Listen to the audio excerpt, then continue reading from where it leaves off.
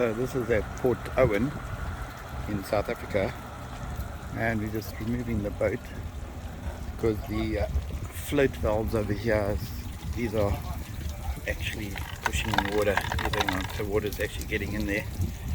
We need to change that to make the boat a little bit better.